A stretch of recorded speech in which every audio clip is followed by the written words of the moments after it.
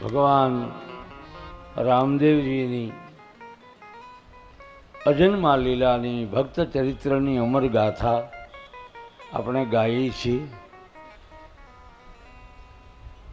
મહારાજ અજમલને આંગણે એક રૂડો ધર્મ મહોત્સવ યાને કે સૌરો મંડપ,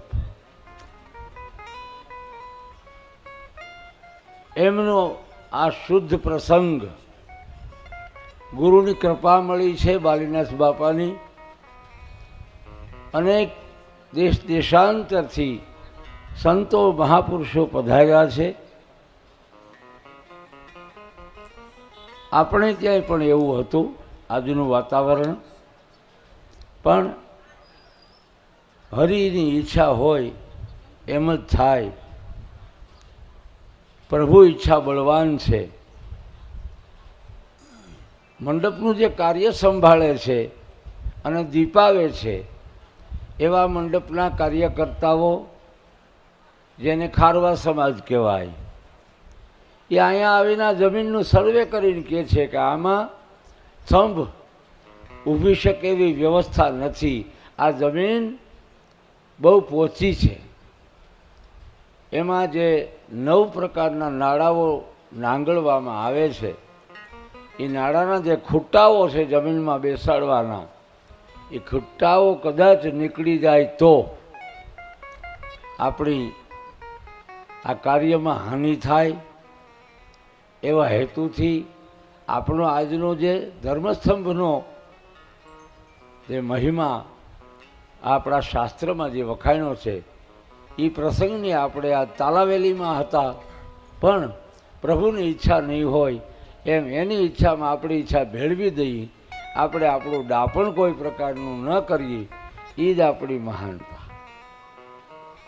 એટલે એ મહિમાના તો ગીત ગાઈ જ છીએ આપણે. કાલે જેસલને આંગણે આ સૌર મંડપ થયો, એના શાસ્ત્રના પુરાવા સહિત એના વર્ણનો આપણે કર્યા, એની વાણીઓના તપાસ કર્યા. કચ્છમાં દાદા મેકરણને ઘેરે એને ભૂમિમાં પણ મંડપ થયા. એવા વિવિધ ક્ષેત્રમાં રામદેવજી આવ્યા પછીના મંડપની વ્યવસ્થા દરેક ઠેકાણે મળી. અને રામદેવજીના જળહળ જ્યોતિ પ્રકાશમાં આ પદને પામી ગયેલા હંસ જેવી ગતિવાળા જે પુરુષો હતા, એને રામજીએ ધર્મ પ્રચાર અર્થે કોઈને રાજસ્થાનમાં, કોઈને કચ્છમાં, કોઈને સૌરાષ્ટ્રમાં, એમ જુદા જુદા ક્ષેત્રોમાં ધર્મ પ્રચાર અર્થે મોકલ્યા છે. 18 વર્ણને એક જ પ્યાલે, એક જ અંજવાળામાં, કોઈ ઊંચો નહીં, કોઈ નીચો નહીં, કોઈ સ્ત્રી નહીં, કોઈ પુરુષ નહીં, આવું એક અભિયાન ધર્મનું ચલાવ્યું 1461ની સાલથી. આપણને આ બધો મહિમા મળ્યો. સૌરાષ્ટ્રમાં લાવનાર આ પરંપરાને રામદેવજી મહારાજ કહે છે, મેઘધારુને કહે છે, ઉગમસિંહ બાવાને કહે છે, ખીમડિયા કોટવાળને કહે છે. એ મહિમા લઈ અને આપણા સૌરાષ્ટ્રને ગુંજતો કર્યો છે. એક દાખલો બીજો, શાસ્ત્રનો પુરાવો બીજો એ મળ્યો છે. આપણને આ લાભ કેમ મળ્યો એની વાત છે. રામદેવજી ભગવાન એમના માસિયાએ હરભુજી સાથે અનેક વખત ધર્મની ચર્ચાઓ અને સત્સંગ કર્યા, પણ જે ઉભરો જોતો તો રામદેવજીને, એ પ્રતિસાદ હરભુજીના આગળથી મળ્યો નહીં. એટલે વાત એમનેમ ત્યાં ને ત્યાં રહી ગઈ. અને એમાં સમય રામદેવજીનો આવ્યો, પડદે જવાનું પ્રયાણ થયું, અને ભાઈ હરભુજીને કોઈ સમાચાર નહીં. પિતા અજમલજીને પણ રામદેવજીએ જાણ કરી, પિતાજી મારો સમય થઈ ગયો છે, એટલે આ ધર્મ કાર્ય અને ધર્મ કાર્ય જે કરવાના હતા એ તમામે તમામ પરગણામાં પાઠ ઉપાસનાને ફરીથી જાગૃત કર્યા છે. પાઠ તો રામદેવજી આવ્યા પહેલાંય હતો, પણ વધારે મહિમા આનો રામદેવજીએ વધાર્યો એટલે આપણે રામદેવજીનો પાઠ કરવા માંડ્યા અને કહેવા માંડ્યા. બીજી સંતોના અભિપ્રાય એવા છે કે રામદેવજીનો પાઠ એટલા માટે કહેવો પડે છે કે રામદેવજીએ દીવાને પ્રાધાન્યતા નથી આપી, જ્યોતને પ્રાધાન્યતા આપી છે. કારણ કે દીવાને તળિયે અંધારું હોય, રામદેવજી કે અંધારું મારી વાતમાં ક્યાંય ન હોય. એટલે અંધારાનો અર્થ થાય અજ્ઞાનતા પણ થાય છે.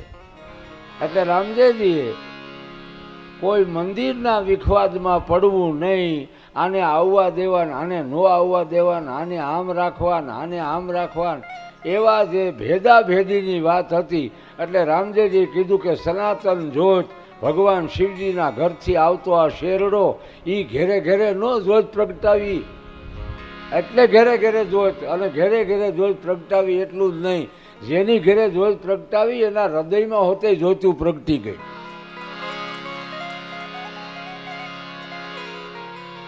એટલે પડદે પર્યાણ કર્યા પછી રામદેવજીના ભાઈ હરભુજી 3 દિવસે આવે, અને 3 દિવસે આવી અને જ્યાં રણુજામાં આવવાનું પર્યાણ કરે છે ત્યાં તો રામદેવજી એને હામા મળ્યા છે રણુજાના સીમાડા ઉપર. હવે હામા મળ્યા પછી એમ કેવું કે ભાઈ અમંગળ સમાચાર સાંભળ્યા.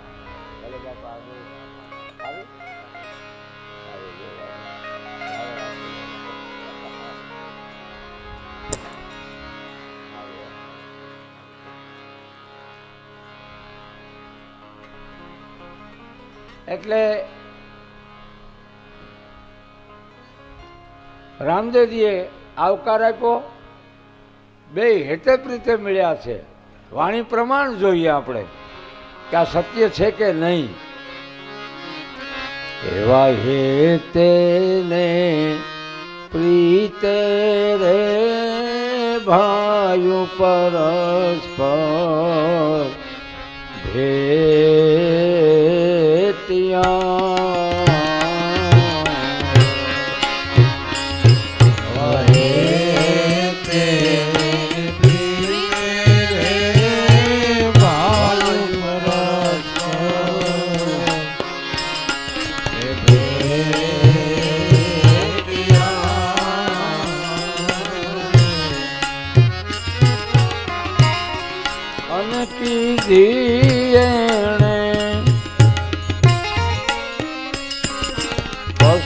પશુમાતણી રે એ મનવાર આવા ભોળલા ચરણતા રે દીઠા રામા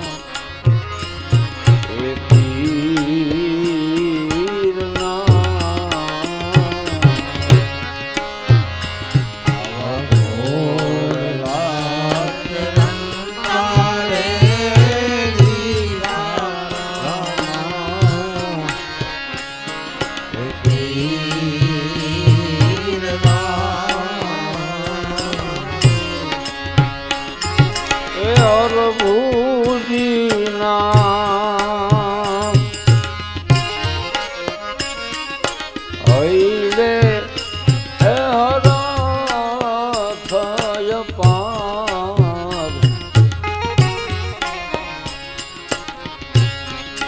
હામાં બેઠા છે હરભુજી ને રામદેવજી, ભાવથી મળ્યા છે. અને કેવું કેમ કે ભાઈ અમંગળ સમાચાર સાંભળ્યા અને હું આવ્યો, બોલી શક્યા નહીં. રામદેવજી કે છે ભાઈ મારા મનમાં કેદીનો વિચાર હતો પણ મળવાનો યોગ નહોતો થતો, સારું કીધું તમે આવ્યા. હરભુજી કહે છે તમે અત્યારમાં તો કા મારો નીલમ ઘોડલો છે ને એ બહુ હમણાં તોફાન કરે, બાંધો ખાધા કર્યો ને એટલે તોફાન બહુ કરે છે, એને થોડોક ફેરવવા માટે હું આવ્યો છું.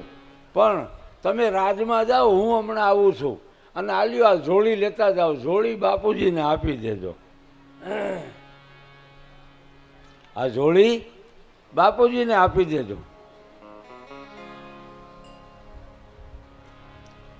એ જોડીમાં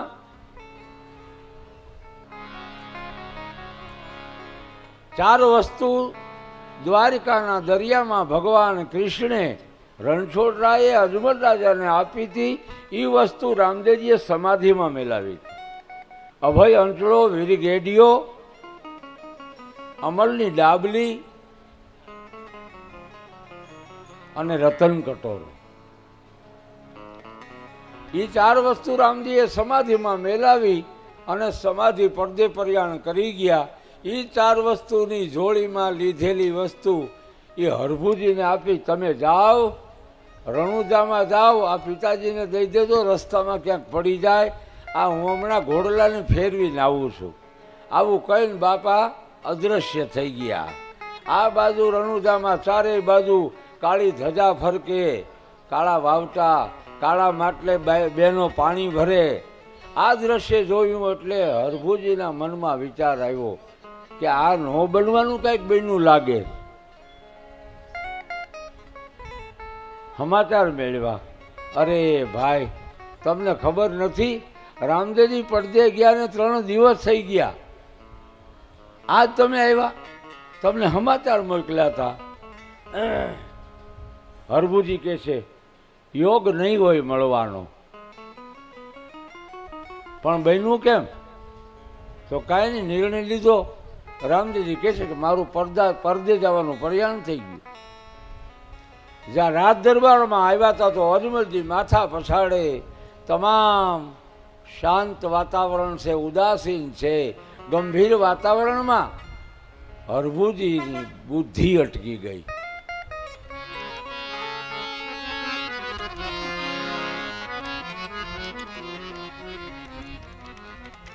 અજમલજીને મળ્યા. અજમલજી ખૂબ ધ્રુસકે રડવા લાગ્યા. ભાઈ તું બહુ મોડો આવ્યો, તને રામદેવ બહુ યાદ કરતા હતા. પિતાજી આવું તું તો વહેલું, પણ બન્યું એવું કે મારા મગજમાં આ વાત તો નીકળી જ ગઈ કે આ સમાચાર અમંગળ છે કે મંગળ છે. એવું માની અને બધાને ભેટી પડ્યા છે. એમાં તોરા બધા આવ્યા.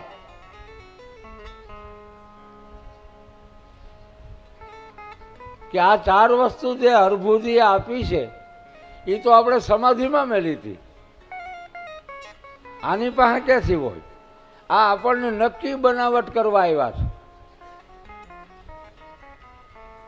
તો અમુક તોરા એવા હતા, કારણ કે સમાજમાં કેટલી પ્રકારના માણસો હોય, એક જ કાર્યમાં બધાય મત આપતા હોય. તો 2-5 માણસો આવીને કે હાલો સમાધિ ખોદીએ, તો 5 ડાયા માણસો કે સમાધિ ખોદવાની ના પાડી, ખુદ ભગવાન શિવજી આવે તોય ન ખોલતા. આવું કહીને ગયા હું પેઢીએ પીર થઈને આવીશ, આવું વચન આપીને ગયા બાપા. તો અમુક માણસો કે આ જોડીમાંથી 4 વસ્તુ નીકળી એ તો અજમલજી કહે છે મને દ્વારિકાના દરિયામાં રણછોડરાયે આપી છે. આપણે આ સમાધિમાં મેલી હતી, આની પાસે ક્યાંથી આવે? એટલે જ બાપુજી અમે કહીએ છીએ કે કોઈ અમને રોકોમાં, અમારે સમાધિ ખોદવી અને માયના નહીં. અને સમાધિ ખોદી એમાંથી જાય, જુઈ, કેવડો, ફૂલ આવી સુગંધ નીકળી. અને સુગંધની સાથે તુવરાવને શાપ હોત મળ્યો કે જાઓ હવે પેઢીએ નહીં આવું, પીર નહીં આવું વારંવાર. આવો શાપ મળ્યો.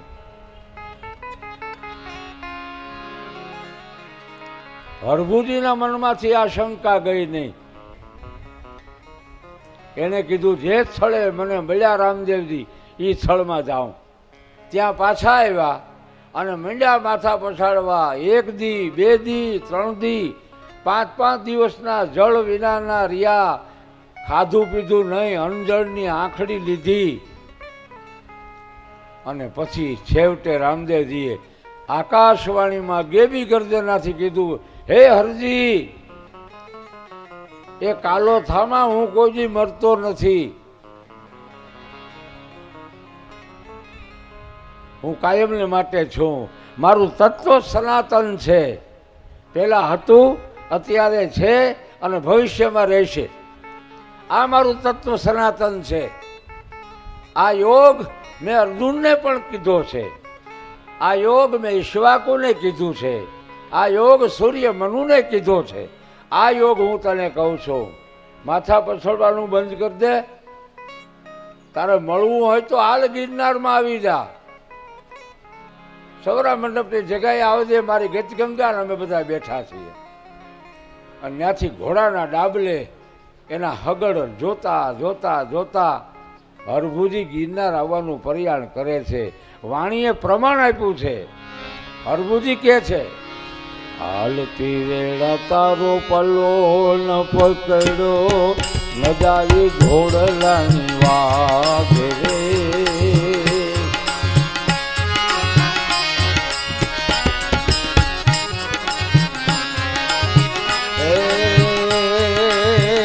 હાલતી વેળા તારો પલ્લો ન પકડ્યો, હાલતી વેળા આ રસ્તો પકડ્યો હોત, ન જાલી ઘોડલાની વાઘ, તારા ઘોડાની લગામ જાલી હોત તો હું નો દાવા દે. હાલતી વેળા તારો પલ્લો ન પકડ્યો, ન જાલી ઘોડલાની વાઘ રે. એ ગુરુની દુવાય મેં અસત નહીં બોલું, હમણાં મળ્યા મને રણુદાનો રાય. ગુરુની દુઆય મેં અસતમ બોલું, હમણાં મળ્યા મને રણુજાનો રાય. હમણાં મળ્યા મને રણુજાનો રાય. હાલતા હાલતા આવ્યા ગિરનાર, અને ગિરનાર આવ્યા પછી રામદેવજીને ભેટ્યા. આખી ગદવી ગતગંગા બેઠી છે, અને બે ભાઈઓ મળ્યા બીજી સમાધિ ન્યા, અને એમાંથી 7 કળા નીકળી. એનો લાભ આપણે લઈએ છીએ. પહેલી કળા ગેબીનાથને ભોંય દે ગઈ. આપો મેપો, આપો રતો, આપો જાદરો, આપો વિસામણ, આપો ગોરખો, આપા વિસામણ, આપા દાન, અને છેલ્લે આપા ગીગામાં આ કળા. આવી 7 કળા દુધરેજના વડલે, પરબમાં, પાળિયાદમાં, એક એક પીરકોટીની જગ્યાએ જુઓ, ન્યાયની કળા આદિ એમ ફૂલી ફાલી છે. એટલે આપણને લાભ મળ્યો છે. અહીંયા લાવનાર માણસોને કોઈ યાદ નથી કરતું. અહીંયા લાવ્યું કોણ? આપણે તો જામલા ઉજવીએ, ઉજવણા કરીએ.